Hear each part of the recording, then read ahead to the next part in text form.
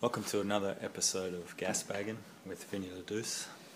Our guest this evening, the member for Patterson Street, the Mayor of Byron Bay, Jez Donohoe. Welcome to the show. Thank you. Pleasure. What do you got? Some international beer there? Yeah, it's cheers. Cheers, dude. From what I understand, it's a imported beer from Holland. Hard to get. Yeah. From what I've heard. Very hard, actually. We had to Just watch out for the tripod there. Apart from running this town, Byron Bay, Australia, Mayor, you're also a filmmaker. Moonlighting as a filmmaker. Moonlighting? Yeah. Mood lighting. No, mood lighting, yeah. Mood lighting specialist. Well, You're more well known for being... I would say I fly under the radar, if that's what you mean. Yeah. Underground. Keeping it real. Yeah, Working with touring artists. primarily like touring artists. Yeah. Musicians. Bands. A couple of real life artists, like the painters. Sculptors. Sculptors, painters, watercolorists. Jeez. Any big names you can reveal? Oh, there's a few, but I don't want to... No, don't drop names. Yeah, I don't know. Yeah. You're also the CEO of... The G June department. Sorry. Oh yeah, help yourself. That's courtesy of Baggin, the pizza. Oh man. Some of the best pizza in this town. Yeah, we fly that in from Tuscany, actually. Wow. Somewhere in France. The Tuscan I don't really know. The people just get it in. It was like sweet potato? Yeah, Tuscan sweet potato. Oh. Yeah. That's hard to get too. I didn't realise Not as hard as the breed of beer, but... I didn't realise there was a variety of sweet potato called Tuscan sweet potato. When you move in my circles, you'll encounter these kinds of rarities, as they say. Life's about learning. Yeah. You're a keen surfer too, and I've heard that you took on some extreme waves recently, and well, I know you've had your moments in the sunshine, but you came off second best. Yeah, look, let's just say, this was a big day for everyone, and the waves were casting shadows, that kind of thing. It was actually quite cool. Like you'd paddle off, and as the wave would pick up, because it was early in the morning, the sun would fall behind the wave, and there'd be a shadow that would go. The bigger the shadow would fall, the bigger the wave, and it would kind of freak you out. Yeah. But still working in the shadows. Working in the underground. Sticking to my stick. Yeah. Just watch the tripod there. Oh yeah. So you took on a bombora, as they say, cowabunga, and Richie Didge. I think that's it. That's pretty often heard in the lineup. Oh yeah, got all the time, mate. Lineup is a bunch of people waiting for a wave. So you took off on a bombora, big wave, and talk us through those first few seconds. It was like the wind has stopped. The wave face turned to glass. It was a cloudy morning, and the clouds, it's like the clouds parted and the sun shone through, and there was... Wow. Oh, it was magic. Did a couple of girls walk down on the beach too at that stage? It wouldn't surprise me. It was that kind of morning. In town that day, all I heard was girls talking about the drop. Oh yeah, I can imagine. Well, I had my guys on the beach shooting that day, and... Your team? Yeah. We were trying to make a cover for... Do you have a catering department? I'd imagine that has some sort of tuck shop truck that would come around. So I was out there with Johnny. Yeah. And Johnny goes, Jez, paddle! Johnny who? Johnny A-Bag. Oh. Another big name. Big name surfer. Big name in this town. Big name worldwide, really. Oh yeah. South of France. And Tuscany. I might have a slice. Bite the slice. Now where were we? I'm enthralled. Oh, so Johnny goes, Jez, paddle. And so I paddle, and this wave builds up, the shadow falls across me. And this one, the shadow just keeps going. And I was like, geez, this is a big one. And then like Armageddon. Oh yeah, man, deep impact, Armageddon. The perfect storm. Jurassic Park. Mate. I'm sure there was a shadow in that movie somewhere. Like some T-Rex. Yeah. So the shadow just keeps going, And I started to think to myself like, oh Jesus, this one's a monster. What have I got myself into? Exactly. That kind of thing. And I started to question like, you know, what am I doing out here? What, you know. What have I done with my life? Yeah. You know, that point came later. Where's my wife and kids? Yeah. And I was like, this is not my beautiful house. Should have paid the parking meter, trivial life stuff, daydreaming. Get a pip. Pitted olives. Answer. Yeah. Pitted. Machine pitted. Be wary. So, segue, I was trying to get pitted. And, should be your show. The wave, like, takes off away from me. And I race it, and I race it. I see all the other surfers flying past, you know, because I'm just going... And tell the viewers, what's your estimate of the size of this monster wave? Best guess. Probably 10 foot. Probably, 10 foot? Probably. You know, like... Like the pipeline? Is it? Like the pipeline. Yeah. And I'm modest. You know, I don't have to brag, so it could have been bigger than that. You don't get to be the mayor of Byron without being a little bit humble. Exactly. And so, 10-foot wave. Yep. Casting a shadow like Mount Warning, I guess you call it. MT Warning? That's another episode. He's coming on... when's he coming on? Right, yeah. 3 weeks. MT Warning. That soon, man. He's busy. So let's just recap. You've got a whole camera crew, a lot of money riding on this wave. A lot of pressure. And you're faced with a choice of... You could say fight or flight. Or... Sink or swim. So it's like a climax of some kind of off-Hollywood movie. Yeah. Climax of an off-Hollywood. Well, they say off-Broadway, which means it's not quite a Broadway. Okay. So off-Hollywood would be like a film that you couldn't quite sell to Hollywood, but you got the money anyway. Kind of like Point Break, but they made it through the... Yeah. Somehow that thing was a hit. Yeah. Change your life, man. Some other bullshit like that. Such a choice. And like any true hero... I chose the wrong choice. No, like any true hero, you chose the brave choice. Yeah, in hindsight, hindsight's a bitch of a thing, man. You can't dwell on things that happened in the past for too long. Because they hold you back. No, I like that trip to...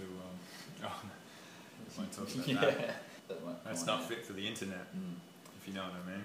So, the choice I make is to fight this wave, to ride this barrel, to get the tube, to sit in the green room, fall behind the curtain, and I guess get spat out. Which means... So like a pit out of an glory. olive. Yeah. Excellent reference. But I guess that didn't happen, I just got fucked up. What happened? Was there some kind of freak weather conditions inside the barrel? And I think it was a low. Because I think it's a low pressure system. Yeah, you make a lot of difficult waves, and I've seen you out at Waimea. You know, when I got home that evening, I looked at the weather charts, and at that location, at that time, the ISO bars were reading somewhere around 1,000. Good chance that there was a cyclone happening within the barrel of that wave. I mean, the wave was moving like a cylinder, like a cyclone would. Yeah. There was an eye in the middle. And doesn't happen often, but when it does, it was the outsides were all like a lot of wind, a lot of water. So anyway, you take the tube like a champion, and the tube takes me. Just sucked me, man, straight up and straight down. Board went that way, I went that way. Board came down, and I came down on the fin, and I cut my leg. You didn't just cut your leg, you almost chopped your leg off. There was blood everywhere. Show the viewers, is there some kind of lingering scar? Oh, jeez, get it right up there. If you can't quite see it, it's that unsightly wound there. So what is that, like 15 external, 26 internal? It was 15 external stitches, and I think it was four internal. All the girls in town are saying 26 internal. Yeah, that's a lot of stitches there. And how's the recovery going? We're at 2.5 weeks now. Luckily, you've been able to afford a live-in masseuse. The hospital assigned me to a carer, and he was He? Yeah. I was hoping for a woman. I was hoping for a cute young lass, but no, they gave me a nice fellow. They name the Fingers. Oh, Fingers Malone. And he Lucky you. he nursed me back to health. Through a series of meditative exercises and cleansing juices and Acupuncture, Reiki therapy. No, I don't know. So how long is it going to be until we see the mayor back out doing battle in the big waves of Byron Bay? Look, I don't think I'm going to be surfing anytime soon. I'm thinking of starting off on the bodyboard. Oh yeah. Maybe moving up to a knee board. And eventually. Goat boat? Goat boat. They got fins. Not to be taken lightly. No. So in the downtime, you've been working on film. Working on a few film clips. What clip are you working on? I'm working on a music video for a friend of mine. I think it's going to be a hit. You know, he goes by Fingers Malone on the song. Oh, I've heard of that guy. Talented musician. Making some serious, I'd say some serious sine waves. Serious sine waves. Yeah. Pure sine.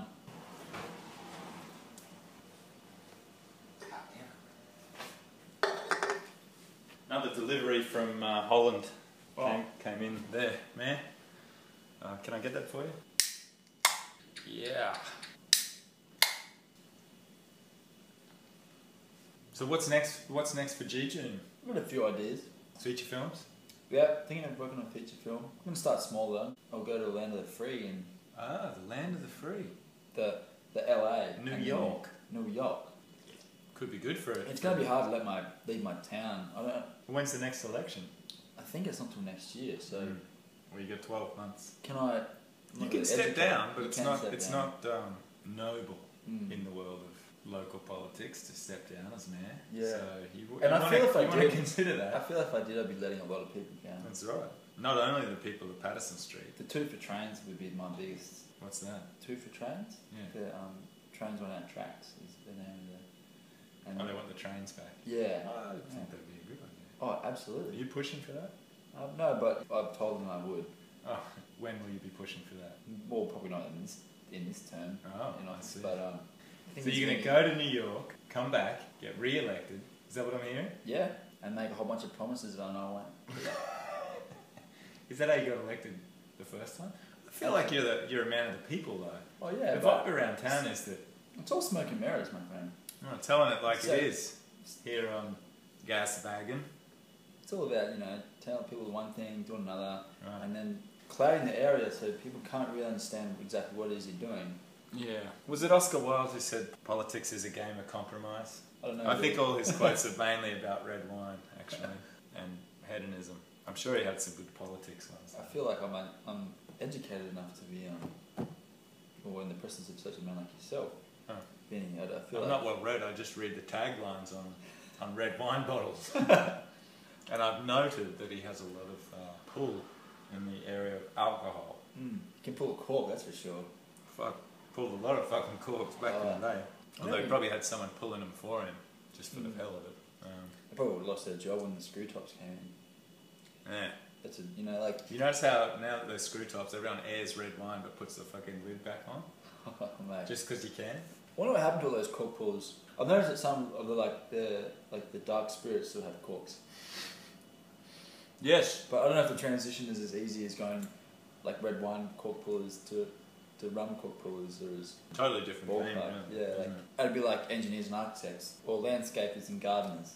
That's delicious. Oh. South of France. South of France. Tuscany. Can't go wrong. There's a Tuscany in Tasmania. Is there? No, but I reckon... What's their claim to fame? Oh, there's not. There's not, sorry. Smoke and mirrors again, Jez. See, that's exactly what See, you got me. Well, he's the man. He could sell Tuscany to the Tasmanians. Pretty sure that was an Oscar Wilde saying too. Delicious. And for dessert, we've got pineapple from Nepal. Pineapple? Nepal. You didn't even know they made Nepalese pineapple, did you? No. They make it. What does it taste like? Kind of just like normal pineapple, but if you say it's from Nepal, it's pretty classy. I've heard that. No, over to you. No, I've heard that Nepalese pineapple is actually from Tibet. Tibet. Most people refer to Tibet as Tibet, but They're just not familiar with the local vernacular, are they? No. Nepalese pineapple, because it's made in Tibet, exemplifies itself from the fair trade.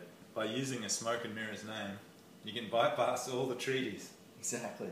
Huh. That's how I got my vote. Politics. Who would have thought? You're hearing it all here tonight on Gas Baggin. Our guest, Mayor Jez Donohoe, a revealing interview. Incredibly revealing. We wish you all the best with your New York campaign. Thank you. And then your re-election once you get back from New York. Some interesting times. Well, I think Bun?